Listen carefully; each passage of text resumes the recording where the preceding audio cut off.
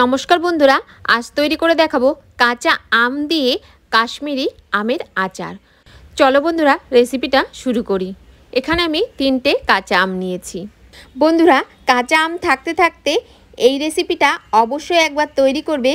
এই আচারটি তোমরা 3 থেকে 4 মাস পর্যন্ত সংরক্ষণ করতে পারবে, রোদ দেওয়ার কোনো ঝামেলা করতে হবে না। তো দেখো, এখানে প্রথমে আমি আমের খোসাগুলো ছাড়িয়ে নেব।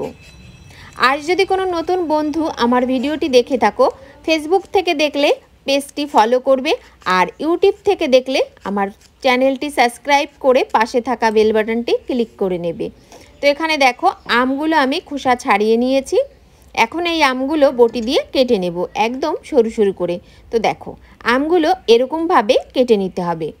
বন্ধুরা, ভিডিওটা স্কিপ না করে সম্পূর্ণ ভিডিওটা দেখার জন্য অনুরোধ রইল।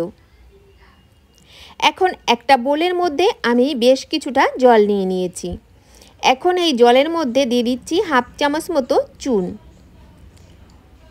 এই চুনটা জলের সঙ্গে ভালো করে মিশিয়ে নেব।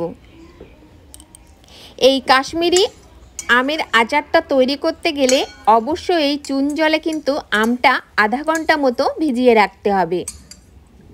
চুনটা এখানে ভালো করে আমি জলের সঙ্গে মিশিয়ে নিয়েছি। এখন কেটে রাখা আমগুলো জলের মধ্যে দিয়ে দিচ্ছি। এখন ঢাকা দিয়ে আমি আধা ঘন্টা মতো রেখে দিয়েছিলাম। আধা ঘন্টা পর প্লেটটা আমি সরিয়ে নিচ্ছি। এখন আমগুলো হাত দিয়ে একটু ভালো করে এইভাবে ডলে ডলে ধুয়ে নেব।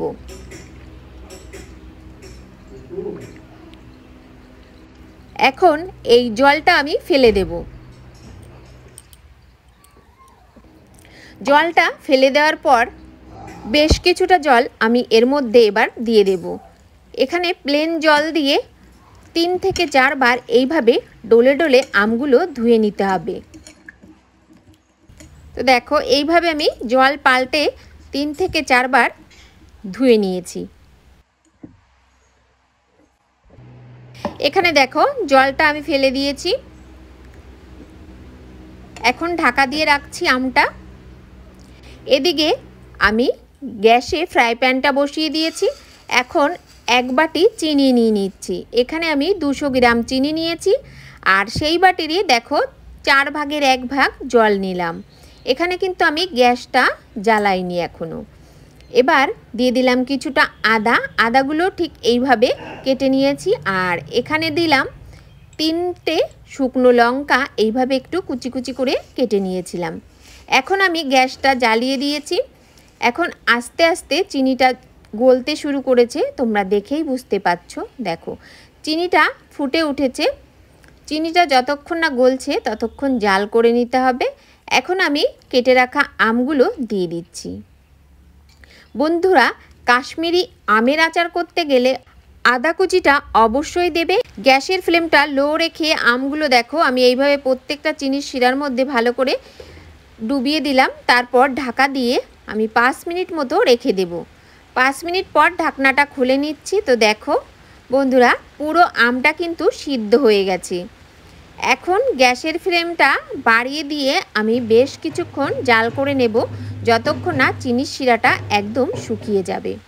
বন্ধুরা, আশা করছি এই রেসিপিটা তোমাদের ভীষণই ভালো লাগবে। ভালো লাগলে লাইক, কমেন্ট, শেয়ার করতে বন্ধুদের কাছে ভুলবে না। আমি কিছুটা পরিমাণে লবণ দিয়ে দিলাম। লবণটা দিয়ে আবারও ভালো করে মিশিয়ে নিলাম। দেখো, চিনির শিরাটা কিন্তু অনেকটাই শুকিয়ে আসছে, আর আমগুলো কিন্তু একটাও ভেঙে যায়নি। তোমরা দেখে বুঝতে পারছো। আর চিনির শিরাটা আমি তোমাদের দেখিয়ে দিচ্ছি কেমন হলে নামিয়ে নেবে। ঠিক এরকম একটু চ্যাটচেটে হলেই নামিয়ে নিতে হবে। এখানে আমি গ্যাসটা এখন বন্ধ করে দেব। বন্ধুরা, এই আমের আচারটা এত সুস্বাদু হয় বন্ধুরা, তোমাদের বলে বোঝাতে পারবো না।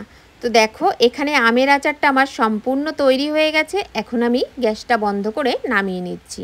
এখন একটা প্লেটের উপর আমগুলো ঠিক এরকম ফাঁকা ফাঁকা করে আমি নামিয়ে নিচ্ছি। এখন প্লেটটা ধরে আমি 10 মিনিট মতো ফ্যানের নিচে রেখে দেব। ঠান্ডা হওয়ার পর আমি তোমাদের দেখিয়ে দিচ্ছি। এই আমের আচারগুলো 2 থেকে 3 মাস তোমরা সংরক্ষণ করে খেতে পারবে বয়েমে ভরে। তো বন্ধুরা, আজকের মতো এখানেই বিদায় নিচ্ছি। দেখা হবে নতুন কোনো রেসিপি নিয়ে। ততক্ষণ ভালো থাকবে।